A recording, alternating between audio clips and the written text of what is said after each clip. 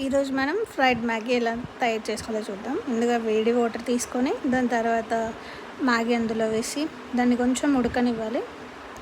ఉడకనిచ్చేసి మళ్ళీ వాటర్ అంతా స్ట్రెయిన్ చేసేసి కూల్ వాటర్తో కడిగేసి ఈ కావాల్సిన వెజిటేబుల్స్ అన్నీ కట్ చేసుకొని కడాయిలో ఆయిల్ వేసేసుకొని ఈ కట్ చేసుకున్న వెజిటేబుల్స్ అన్నీ దాంట్లో వేసేసి మంచిగా ఫ్రై చేయాలి.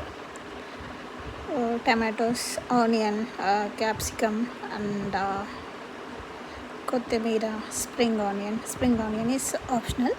అండ్ అన్నీ మంచిగా